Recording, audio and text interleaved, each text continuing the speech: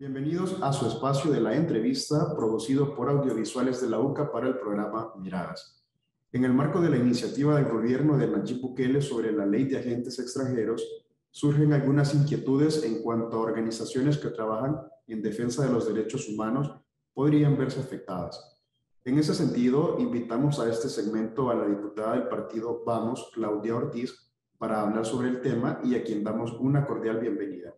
Muchas gracias, Oscar. Gracias por este espacio que me parece muy importante poder discutir diferentes temas que están sucediendo en nuestro país y que afectan directamente los derechos de la población y que además afectan también a muchos grupos, organizaciones y personas que han venido trabajando en diferentes causas importantes a lo largo de muchísimos años. Para iniciar, me gustaría saber cuál es su opinión respecto a la ley de agentes extranjeros, que entre otras cosas implementa un impuesto del 40% a cada transacción financiera que realice un organismo internacional. Sí, bueno, ya lo decíamos el día de la plenaria que esta ley fue introducida a la Asamblea Legislativa y es que nos recuerda mucho a la ley de agentes extranjeros que se aprobó en el vecino país de Nicaragua, donde justamente se ocupó este mecanismo, un mecanismo bastante similar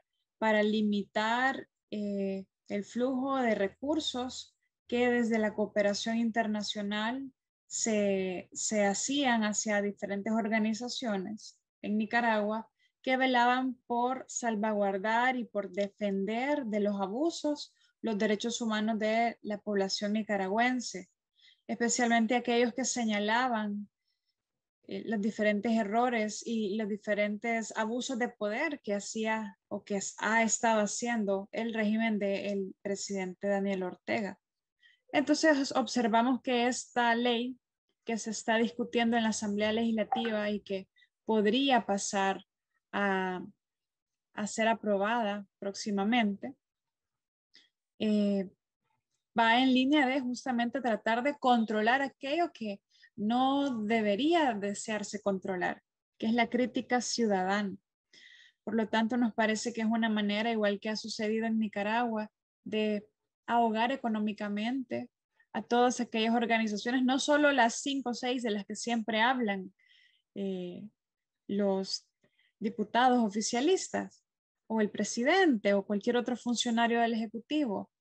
Hay una serie de organizaciones de todo nivel que están trabajando en diferentes proyectos, en diferentes temas, que van a ser afectadas por esto y que también al tener esta ley, lo que le llamamos los abogados conceptos jurídicos indeterminados, un concepto que puede ser estirado a conveniencia y de repente sea una organización que trabaja el tema de educación o de pobreza o de deporte o de cultura y de repente en todo derecho es una crítica a los gobernantes, como podría ser cualquier ciudadano.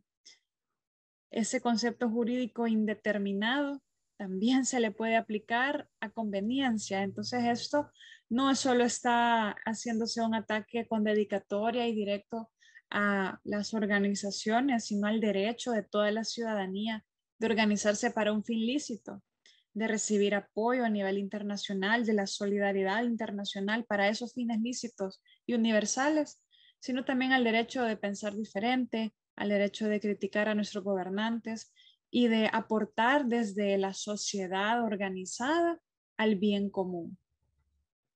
¿Qué efectos podría tener en la relación que se tiene con los otros países que aportan donaciones a ONGs en nuestro país?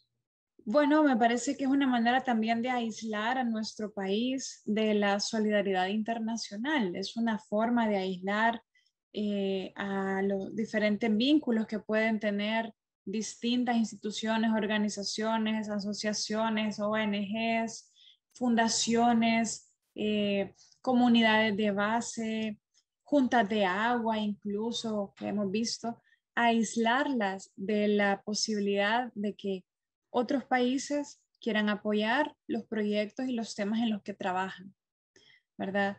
Se ha manejado de una manera malintencionada que hay otros países que están financiando un trabajo político partidario, que están financiando la oposición política partidaria. Yo creo que eso dista mucho de la realidad, porque el trabajo que hacen legítimamente muchísimas personas en todo el país merece mucho la pena ser apoyado. Hay muchas causas que han avanzado en nuestro país gracias al trabajo de la sociedad organizada. Por ejemplo, temas que nunca hubiesen avanzado si fuera por la mera voluntad de los políticos.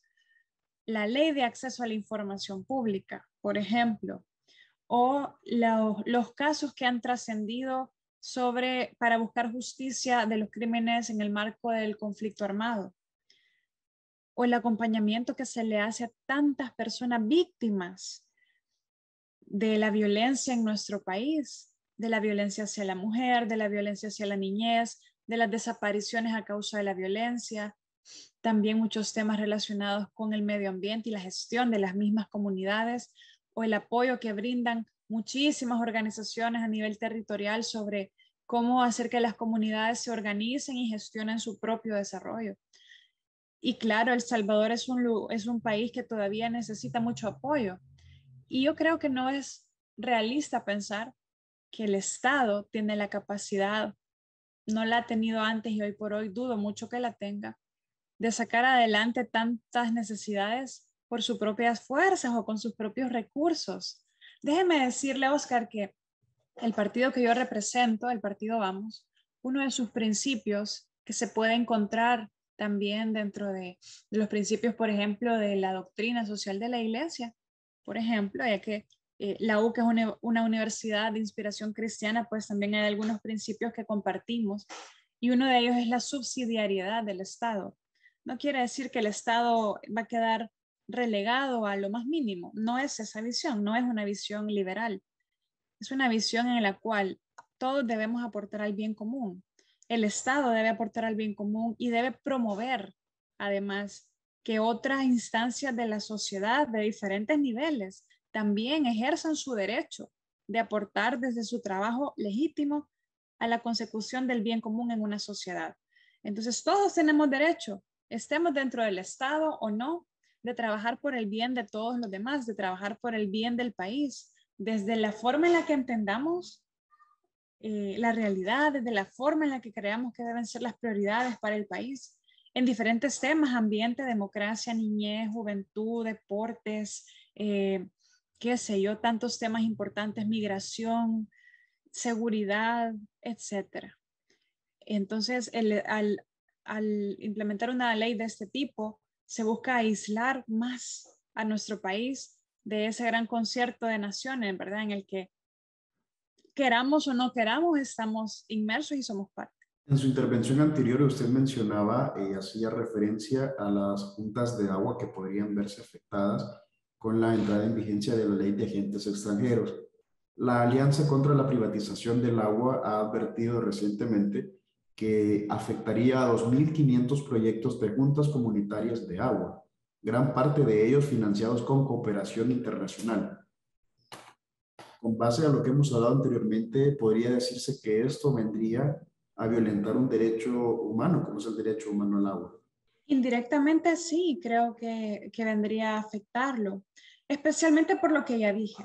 El Estado considero que no tiene toda la capacidad, porque ningún gobierno en el pasado ha tomado las riendas, ¿verdad? Para, por ejemplo, resolver la crisis fiscal que cada vez se agrava más. Cada vez las finanzas del Estado, el dinero público es menos, o la capacidad de recaudarlo, la capacidad de no endeudarnos, sino sobrevivir con nuestros propios recursos como país, cada vez es menos porque se gasta de una manera inadecuada, sin control, a veces muy irracional. Y en un país como el nuestro, donde hay tantas necesidades, todos los días vemos tantas necesidades que no están siendo cubiertas, un poco ayuda, ¿verdad?, a que la gente aprenda otras capacidades, a que se organice de una manera que no lo haría si no hay ese apoyo de la comunidad internacional, de países amigos, de ONGs internacionales, o incluso de organismos internacionales apoyando. Indirectamente afecta el derecho humano al agua, y así como afecta este, puede afectar otros tantos derechos, porque el derecho de defender los propios intereses, las propias necesidades, de organizarse, de expresar a las autoridades nuestras demandas, nuestras exigencias, son derechos llaves, son derechos que nos permiten abrir otros derechos. Entonces, claro, al cercenar unos, aunque la intención pueda ser callar la disidencia, pero al mismo tiempo se está afectando la posibilidad de exigir, de demandar derechos que son inherentes al ser humano. Si bien es cierto, se ha dicho que este proyecto de ley busca la no injerencia extranjera a la soberanía nacional, a su parecer, ¿cuál es el trasfondo de dicha ley? ¿Qué intereses persigue y a quién estaría, bueno, como ya lo mencionamos, a quién estaría afectando? Sí, bueno, ya lo mencioné. Yo creo que detrás de esto, claramente y sin ningún tipo de ingenuidad, porque no estamos para ser ingenuos, hay una intencionalidad de dejar sin recursos a diferentes tipos de organizaciones, ONGs, fundaciones, asociaciones y cualquier tipo de expresión de organización ciudadana que por alguna razón se está expresando críticamente hacia la administración actual. Y esto parece que no es exclusivo, ¿verdad? Hay otras formas en las que estamos viendo de querer controlar el discurso público, de querer controlar la crítica, de querer apagar el sol, de querer tapar el sol con un dedo. También se han hecho este tipo de ataques de otra manera, pero siempre por la vía del acoso en lo económico, a los medios de comunicación, por ejemplo, a los partidos políticos también. El tema de no pagar la deuda política, por ejemplo, ¿verdad? Es otra manera. Entonces, solo faltaba tocar a la ciudadanía, a las organizaciones o a las expresiones de la ciudadanía organizada. Y mire, una cosa es meterse con otros políticos. Podemos entenderlo hasta cierto punto, ¿verdad? En algunas situaciones creo que no son legítimas, no son correctas. Pero otro nivel es meterse con los ciudadanos y creo que eso ya cruza una línea muy delicada que nos hace parecernos mucho más a países que tienen su democracia en entredicho. Bien, y ya para finalizar, me gustaría sacar una conclusión. Y es que con esta ley claramente se estarían recortando recursos a las organizaciones no gubernamentales que trabajan en pro de los derechos humanos o ayudan a fortalecer la existencia de derechos humanos en algunas comunidades, en ciertos proyectos que ellos realizan. ¿Qué derechos también, aparte de, como ya mencionábamos, el derecho humano al agua, cuáles derechos podrían verse afectados o vulnerados con la implementación de esta ley en la República? Sí, fundamentalmente considero que se está limitando, se está dificultando el derecho de asociación, el derecho de reunirse y de trabajar por una causa legal, ¿verdad?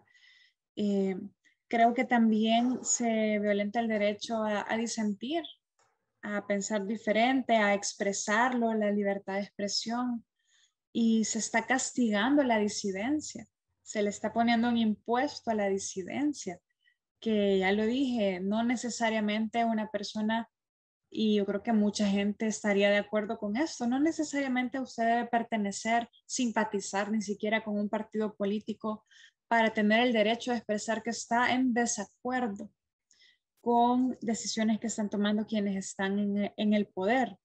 Por lo tanto, creo que toda esa dimensión, ¿verdad? Desde los derechos políticos y civiles están siendo afectados, como ya indirectamente, pero también sin temor a equivocarme, el ejercicio de otros derechos en el ámbito económico, social, ambiental, cultural, podrían verse afectados, podrían verse limitados y sobre todo la posibilidad de la sociedad organizada de poder trabajar también hacia un fin que es el fin del bien común de todos. Muy bien. ¿Algo que le gustaría agregar, diputada, que no se haya quedado fuera? Pues más bien quisiera hacer un llamado a todas las personas que miran este programa para que, a pesar de todos los intentos de acoso que de diferentes maneras se sufre, ¿verdad? Sufre la ciudadanía de parte de muchos funcionarios públicos eh, por el hecho de opinar de una manera diferente o de señalar aquellas cosas con las que no estamos de acuerdo, no nos callemos. No callemos nuestra voz, no dejemos de decir, no borremos ese comentario que pusimos en redes sociales, porque ese derecho no debemos permitir que nadie nos los quite y que nadie nos haga sentir temor por decir lo que pensamos. Esas épocas ya deberían haber quedado atrás, pero los únicos estamos, que somos capaces de entregar ese derecho que ya fue conquistado, somos los ciudadanos y las ciudadanas. Agradecemos, diputada, por su participación en la sección de la entrevista. Esperamos más adelante poder contar con su participación para hablar sobre temas que se discutan en la Asamblea Legislativa y la Coyuntura Nacional. Muchísimas gracias. A usted, amigo y amiga, la invitamos a que siga en sintonía de su programa Miradas.